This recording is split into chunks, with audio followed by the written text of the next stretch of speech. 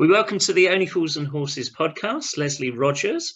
So you played one of the policemen from the episode Dates. What are your memories of filming your scenes?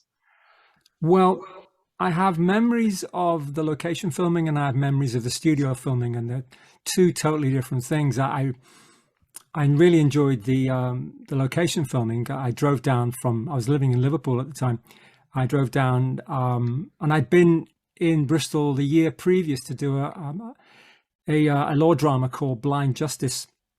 So I kind of liked Bristol. I was really looking forward to coming, and I came down and I arrived at the Holiday Inn, and I was late, 7 o'clock. I get up to the bar, I check in, go to the bar, and of course Tony Dow's there, and David Jason's there, and Nicholas Lyndhurst. And I just walked in and said, I've just been driving for 4 hours, I'm starving. So I'm going to go for a curry. So Nick Lyndhurst says, okay, let's go for a curry. So my first time with him, we're both having a curry, talking about Only Fools and Horses, like fans, because I was a fan and he's a fan. And he was telling me all his favorite stories. And I think the story that everybody knows, his favorite episode is The Chandelier. I think we all know the story about how he was told by Ray Butt that if the chandelier fell and broke, that his job would be on the line. And he said to me, he saw Ray Butt in the corner biting a handkerchief, laughing his head off. So, but anyway, so we started, and I had a kind of an introduction to comedy. Really, the first scene we shot was us, Maggie and I, taking David out of the station and into a police car, and then the next day we did the scene with the cars. And when we have that scene where my police car crashes into this other chap's car, I came out and I was doing all my best comedy kind of take on it. And Tony came over and said, just don't be funny, just be deadly, deadly serious. And he was right. And it actually is even more funny that way than it was. So yeah, he was great. The studio filming was a completely different thing altogether. We rehearsed obviously in Acton for a week, which was fantastic to get everybody together, because when we were filming, there was only myself, David, Buster, and Andrea who were around. Everybody else was in the studio. So it was great to actually get to meet everybody. And it was a little strange, because I really got on really well with Nick Lyndhurst and Andrea as well, and Roger Lloyd Pack as well. And the rehearsals were quite funny, because we'd arrive at 10 in the morning, and Roger would everyone would be around the table, and everyone would say, well, where's Roger? No one would ever see him arrive, and no one would ever see him leave. We'd all finish and go, bye, and we go, where's Roger? Oh, he's gone. He would appear, and he would disappear. It was just like, this is really funny. Houdini. He was like a Houdini, yeah, he was. And the actual night we shot it was great, because we were next door to Blackadder's Christmas Carol, which was shooting at the same time. Because we knew that, because when we were rehearsing in Acton, BBC Acton Studios, we were basically in the same, next door to each other. So there was two large audiences in. The thing that struck me most about the filming is how brilliant David was, that if he didn't think something was going particularly well, a particular line or how a scene was going, he would deliberately make a mistake and get the audience to laugh. And you probably know all this. And then he'd do it again. And I thought that was really powerful. And it was really nice to be standing in the wings, looking up at the monitor, watching the location footage, and with one eye on the studio audience laughing. It's a really surreal thing, Lots of other memories, but I could go on and on. No, please do. I was going to say, Leslie, that the red, which you would have seen, the red American car that the punks drive, yes, don't they? Yes. That chases Rodney, which obviously which causes the crash. Yes. With your car. It was bought by the fan club. It's been found. So it's been bought by the Only Fools and Horses fan club, the red American car. So it still does exist, would you believe, all these years later? It doesn't surprise me, because you guys you're all over it. It's like, it's amazing the stuff that you've got. It's incredible, Yeah, and the police car, apparently someone's got the police car, for police car views or something similar. Funnily enough, only this morning, I was just on Facebook and it came up that there's a Metro. Was it a mini Metro? Yeah, I think it was, yeah. Yeah. 1989, so it'd be slightly after yours, wouldn't it? up for £2,500, which the one from the show would be worth a fortune, I'd imagine. Oh my gosh, yeah. I mean, I collected all. This is a really sad story. I collected all my things from Only Fools, my script and all sorts of things. Brilliant. And I kept them at my sister's. So I went to live in America, and I came back from America, and I said, "Oh, you know that box with all my scripts and stuff, my Only Fools script. You know, you've got it, haven't you?" And she went, "No," I threw it out. She'd thrown everything. Then it got a bit water damaged, so I threw it out. So all my memories, were tossed away. Yeah, no, it's very sad, really. I was a bit of a hoarder. I collected all kinds of things, but sadly, it's all gone. So, sorry, would you kept the uniform as well, Leslie? Would that have been given back? I'll tell you a funny story about the uniform. We were filming at the Nag's Head on location in Bedminster in Bristol, and the location manager said, "Whatever you do, don't leave the set with your policeman's uniform on." So I said, "Okay, I'll remember that." So the days go by, and then one day I'm desperate to go to the toilet. I mean, desperate to go to the toilet, and I'm looking. I turn around and I think it's triple the distance to get to the location toilet to this pub here. So I just walked into the pub, and the effect was incredible. Everyone averted their gaze. The barman looked at his pint glass that he was polishing and looked down. I walked into the toilet, and I thought, aren't they really polite in Bristol? Walked into the toilet, and men it was like parting of the Red Sea. They just moved out the way. And I'm thinking, wow, that's the power of a uniform. And I can understand why, because it's completely realistic. And also, it was the same with the police car. I thought, what a lovely bunch of people the Bristol drivers are, because everyone's stopping for me. Then I realized I was driving a police car, because I'm not a policeman, I'm an actor. It was really funny, really, really strange sensation. Yeah, and that chase has to be one of the best, funniest chases ever, hasn't it, really? I mean, it's classic, isn't it? Yeah. You know, unfortunately, when we're filming, you don't get to see all the little tiny inserts, because you're just driven in, dropped off, stand here, this car's here. You know, and we kind of watched from a distance, watched the boys driving up in the big American car, but we didn't get to see all the intercutting. But when it's cut together, it's absolutely fabulous. It really moves along.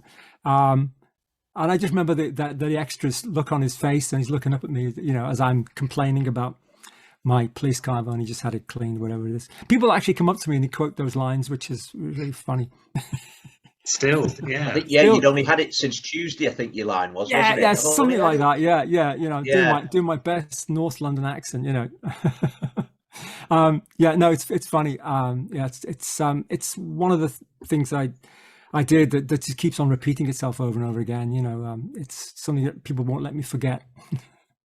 How did you come by the part, Leslie? What were you doing at the time when you got asked to do the part? There is a story in that. I was in the show Bread. I was in a TV show called Bread, and Tony Dow was the production manager, and we got on along famously. Really got on well with him, and he said, "I'm going to be doing Only Fools and Horses at some point." And I'm like, "Oh, really?" And that was all it was said. But he was just really nice, very nice guy. And I came back and I did another episode of it because someone let them down. So I played a homeless guy. And once again, I met Tony, and he said, don't forget. So I thought nothing of it. I thought, what a nice guy. Carried on with my career. And then about a year later, my agent said, Tony Dow's just been on the phone and he wants you to help him. He was doing his final exam for the BBC as a director.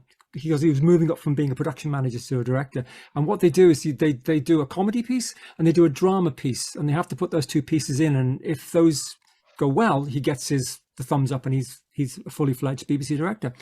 So he said to me, could you do the dramatic piece? It was a Dennis Potter, Follow the Yellow Brick Road. So he had me and Una Kirsch, who plays Debbie, do this piece. Yeah. So we did it. It's a two-hander, very dramatic thing. And we actually did it in Channel 4, which is really odd. We did it because there was no studio space at the BBC.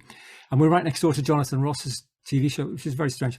But anyway, I did all that. And he said, thanks for that. I won't forget that. And then, true to his word, my agent rang up about a couple of months later and said, Tony said you could play this part, or this part. And one of them was a policeman. I just went, I'll play the policeman.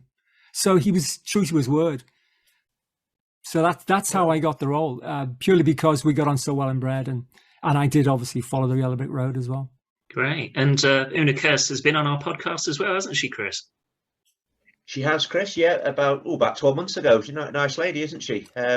She'd done the same as well. Don't think she'd got any memorabilia, had she, Chris? She hadn't got the jumper anyway from her episode, I remember. No, I think she was, wasn't it, that one? Yeah, I think she was saying you didn't necessarily keep things back then. I mean, sad though, No, Leslie, because you did. Photograph things. Now we just photograph everything because we've got all these cameras. I look back to things I've done and thought, why don't I have a photograph of that? What was really nice for me and blew my mind is there was a program. It was on Gold. It was a multiple hour-long episodes of Only Fools and Horses, and they had some behind-the-scenes footage. And I'm proud to say I was the only on the clip of one of the only pieces of behind-the-scenes footage they had. And I'm in my usual black, because I wear black all the time, but I had this awful red cravat on. I think, where the heck did I get that from? And I was like, I couldn't even remember that I even wore something like that. I was like, wow. And it was lovely to see, you know. So it was great. You've not seen that photo before, I presume. Yeah. You've not seen the photo before, no. Yeah. So it's great. So yeah, you don't collect anything, you know. And obviously, if you give it to your sister, it gets thrown away. Moral of the story, yeah. Yeah. But as you say, you played your character very straight, and I think you're right. It really added to both of them, because you was in the scene at the Nag's Head as well, weren't you? Yeah. That was an incredible, you know, experience. You know, I knew Ken, who played Mike the barman, because we had the same agent, so we used to see each other all the time at auditions. Not that we went up for the same parts, but we just happened to be hello. So I knew him, and it was nice to be with him. And to be in the Nag's Head, you know, and to be and to know the story and know what was coming, because it is a really great reveal when he pulled it off. So you knew there's this real sense of expectancy, and obviously because it's a Christmas special, and the audience were so excited. You know, you could feel it in the air. You know, it was just, you know, you were making magic. You know, because Only Fools and Horses was. So it's quite nervy, really, but I did really enjoy it. You know, it was a lot of fun. Memories that are seared into my head. There's a thing after we finished it. You go to the BBC bar. Now the BBC bar is legend, and even bands from Top of the Pops couldn't get into the BBC bar. So there's a commissioner that says, you know, you can come in.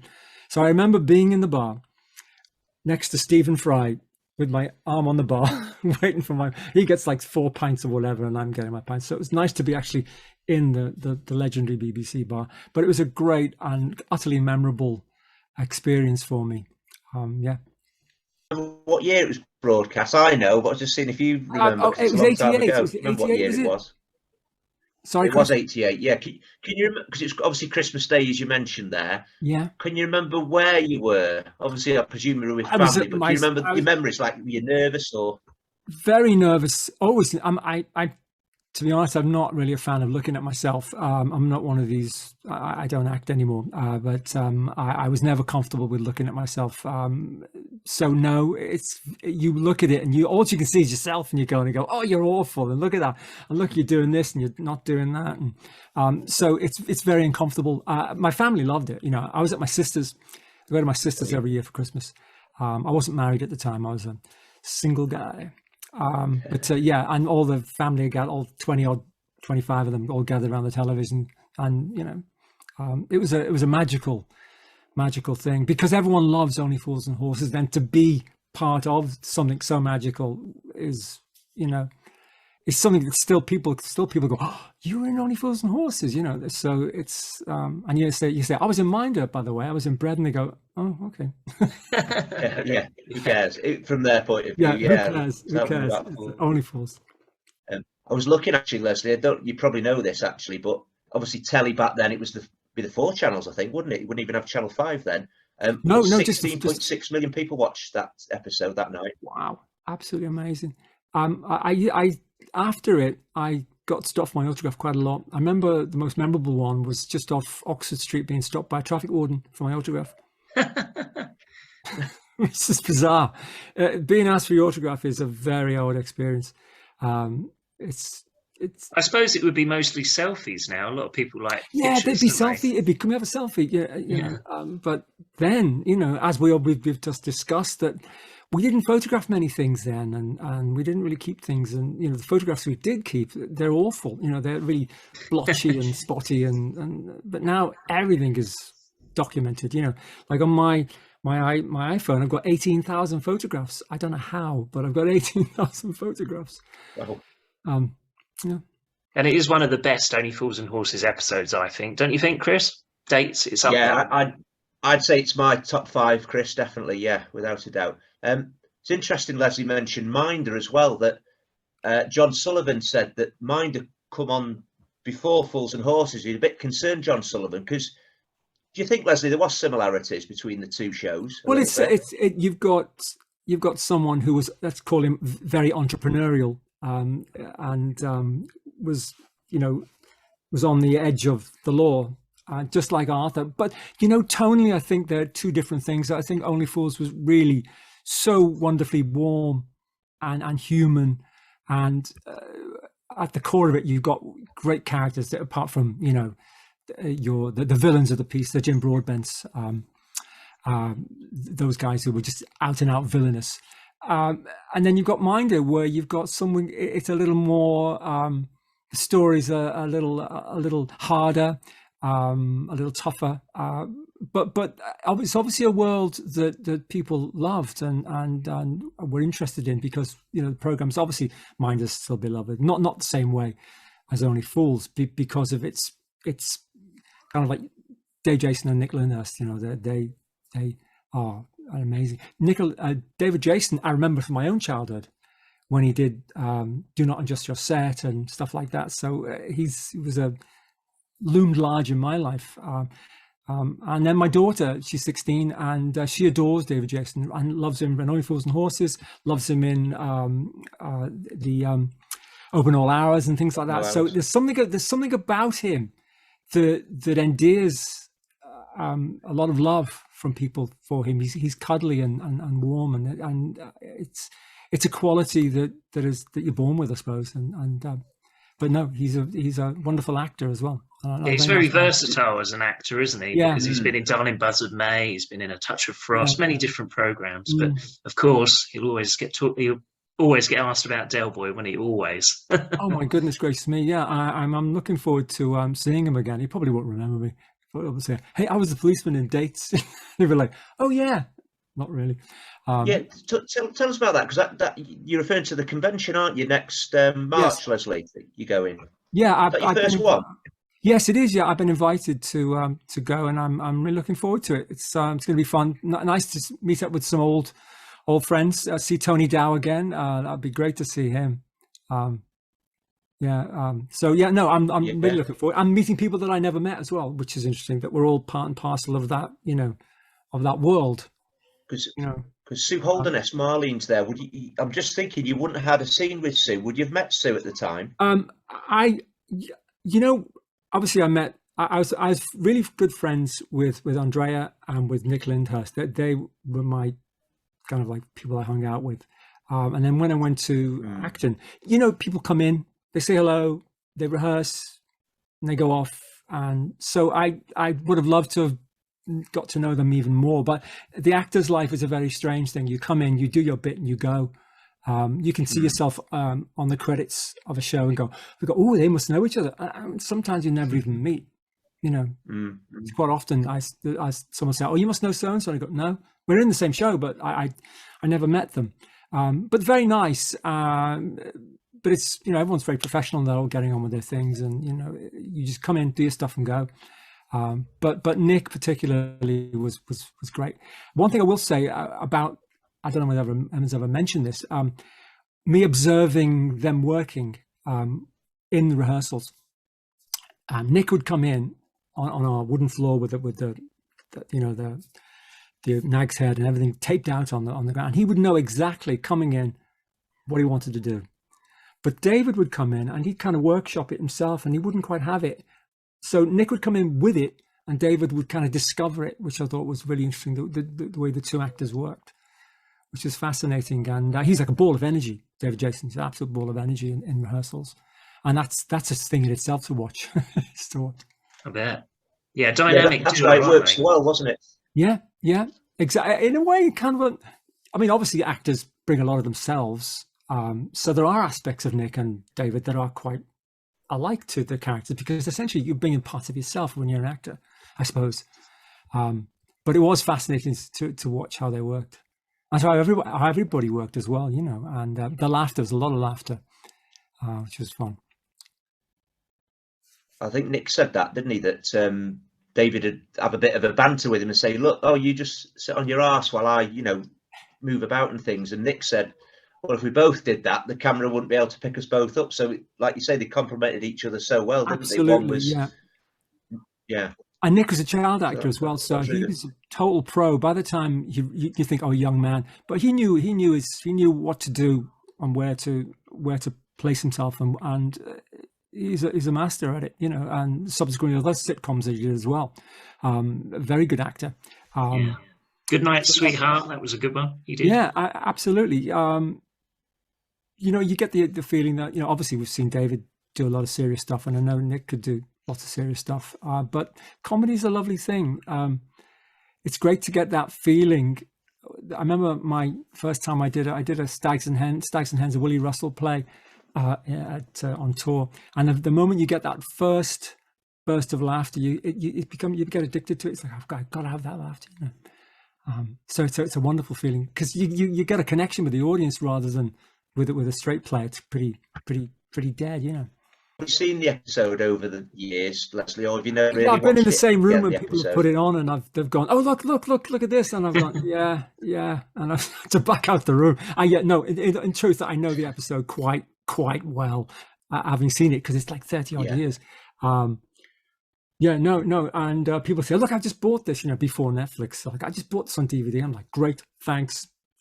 It will come in handy one day. And in saying that, Only Fools, I still get a lovely little present from them every year, monetary wise, which has happened every year since, UK which is mind-bogglingly, and from all over the world. Really.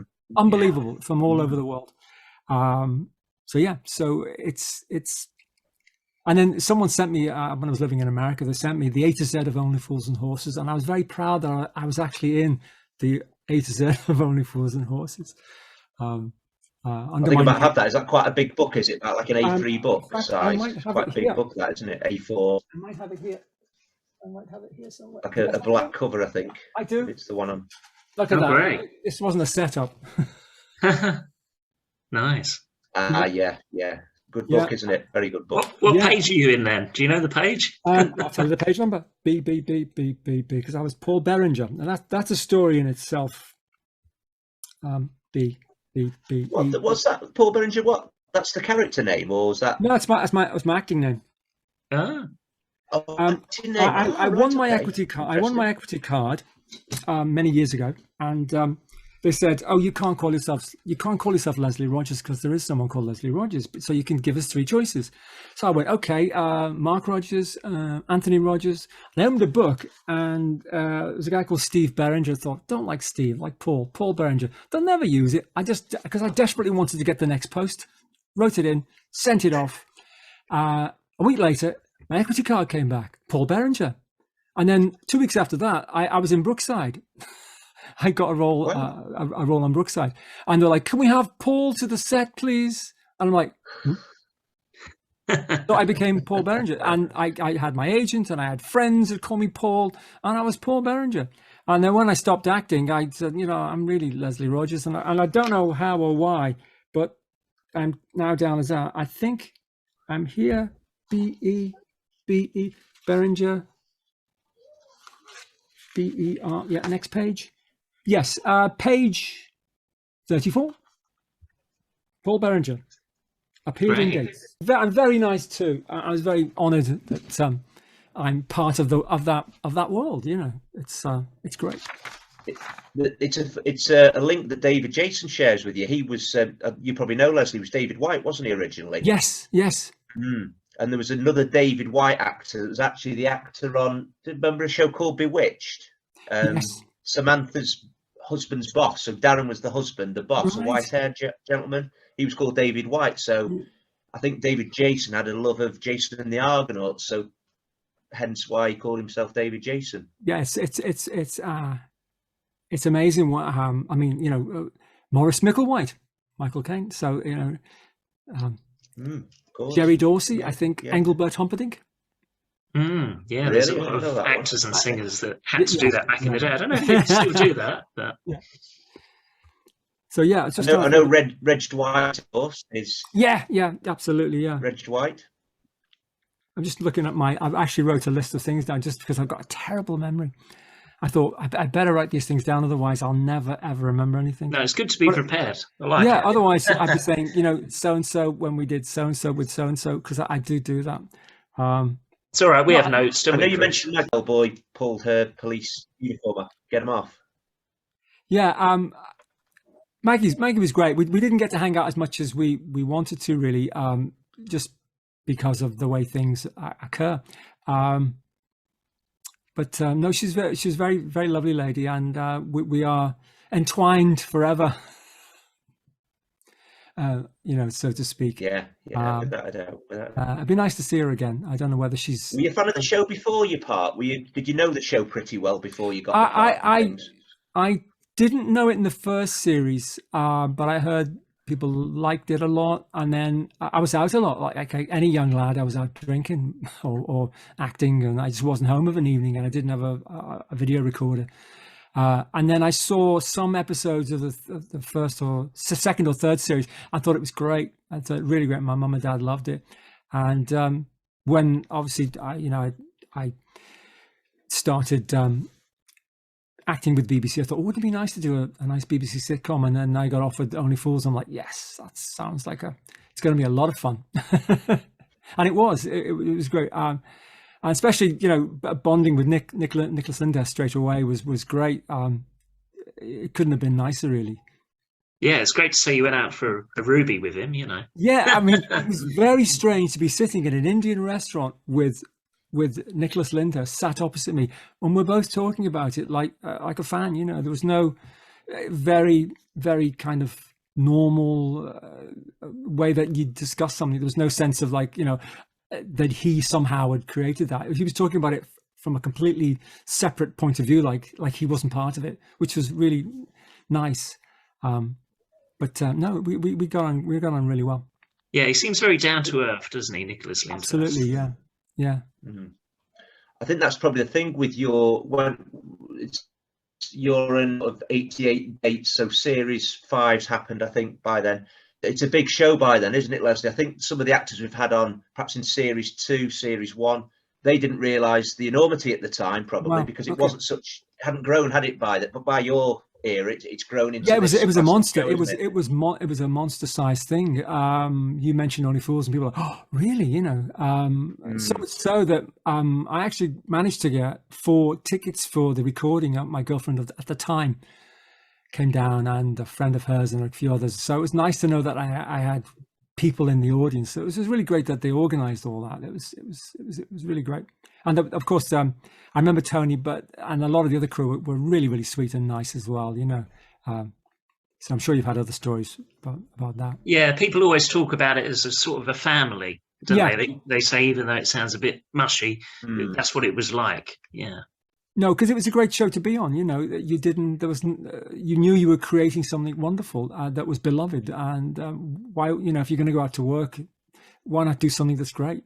So you'd be proud of it. And it is, when your ball boils down, it is just a bunch of people, and they know each other and like each other. It creates a really nice, warm atmosphere, and you want to work, you know, because acting is a very strange and strained kind of and tortuous kind of profession to be in, because you go from one job to the other, you know. So to suddenly go from being unemployed to being employed and being with lots of nice people, it's a lovely place to be in. It was the first episode filmed in Bristol. I was asking there. I think I'm not sure. I don't think so. I think Bristol had doubled for London a lot. I think that was where, if you think of the Young Ones, the Young Ones was filmed in Bristol. in fact, just up the road from where I live, that the young one's house. I mean, you watch any of the show and I go, oh, I just live around there, and I live there. So yeah, Bristol was London, and then eventually they started to use London itself, and obviously I think Waterloo Station for dates was Waterloo Station, but everything else I think is Bristol, because it's just cheaper location wise, and also you've got Nelson Mandela Heights and all the things. I think the pub that we went to, the Nag's Head's gone now, if I'm not right. And I know there are tours. Someone's told me that there are Only Fools and Horses tours in Bristol. Yeah. They could tour me. Ethnic tours, I think. That's where the policeman lives. Yeah. We've spoke about going on one, Chris, haven't we? Yeah, I'd love to go. It'd be great, wouldn't it? Yeah, they go to all the filming locations, don't they? In a three-wheel van as well, don't they? You're in a three-wheel van. That's great. Oh, right. I thought it'd be on a coach, but well, either way, it'd be great, wouldn't it? Yeah, you're in a trotter van. Yeah, in trotter van. Nice. So, Leslie, I think being a fan, like, there's two places you either want to go, isn't there? There's the Flat or the Nag's Head. So I think you did well to get to the Nag's Head. Yeah, absolutely. If I had to stay somewhere, I suppose I'd stay. The Flat's nice and cozy, isn't it? You know, you got Grandad's or Uncle Albert's cooking, that, you know, but then you got Mike's dodgy sandwiches, haven't you, as well? So, yeah. And career highlight, would it be up there, Leslie? Is one of the career highlights being in the show? Yeah, absolutely. Yeah. You know, I stopped acting before the century ended, and moved to America and did something completely different. So yeah, in the sense that it's still talked about, so it has to be a highlight. Personally, myself, I enjoyed theatre much more. I was on the West End for many years now, and really enjoyed that. But in terms of television, it's one. Yeah, it is, because I'm a part of such a show that's adored, you know, still to this day, which is 30 odd years later. I mean, come on. I mean, you know, it's not one of these videos where they go, do you remember this sitcom from? It's still talked about and still laughed by young children and adults, and it will continue on, I think. So yeah, it is. Yeah, highlight of my career. Yeah. Yeah, it's passed down the generations, really, isn't it? The show. Yeah. Yeah. No, people. When people find out that's what I did, they go, "Was that you?" And then, you don't look at all like that anymore. As I said, well, you know, I'm sorry, I've gone a bit age. I've gone a bit old, you know. And I'm not wearing a policeman's outfit either, so that doesn't help. Peaked cap really gives you that, you know, that real kind of intensity, you know. Which is what you want. He needed to come in and be threatening anyway. To looking slightly pompous as he walks in, you know. And believe me, it's an environment to walk into that as an actor. You know, you get the tap cue and you go and you see all the audience and the lights and the cameras, and you see that it's takes a lot of guts. It's very it's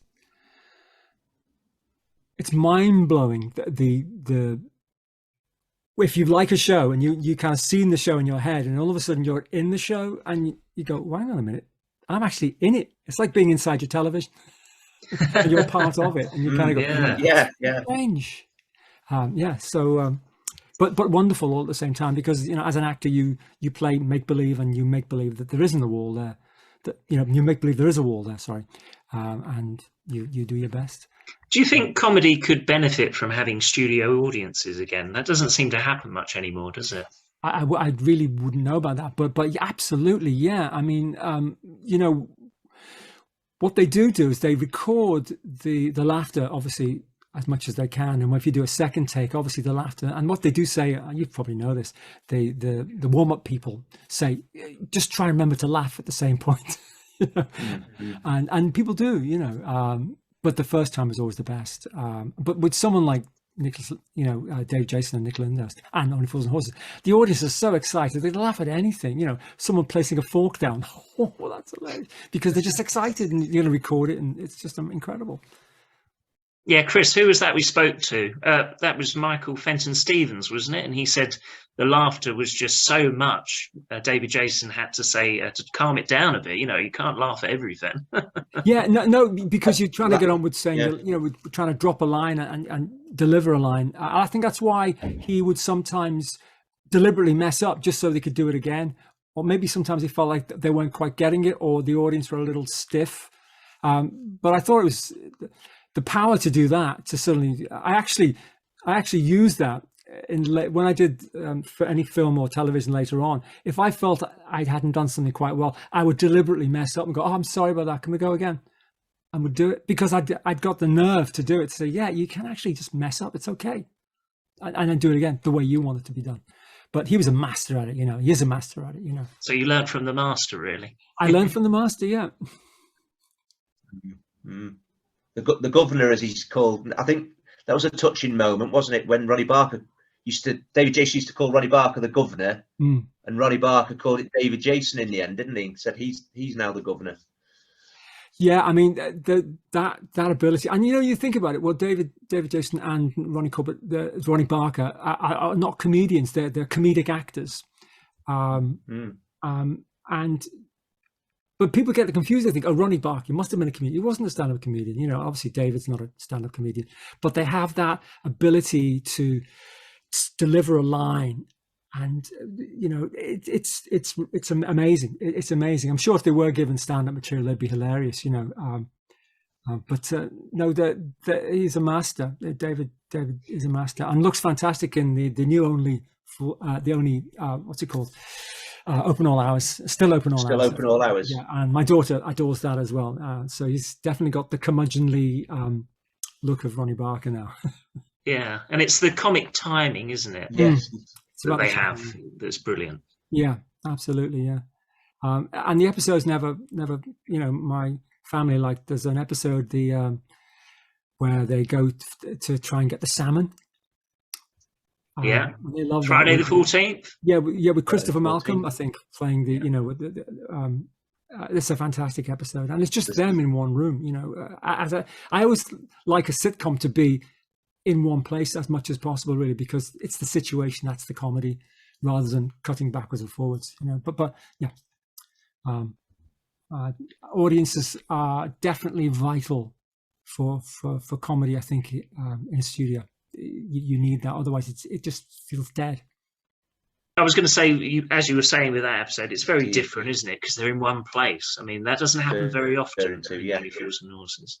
No, and that oppression of being in that one place creates a comedy. It's like another episode, I can't remember the name of it, where they get trapped in a room with I think someone's got a gun, and they're trying to they've taken over a laundry or something like that, and Del and Rodney are there. Okay.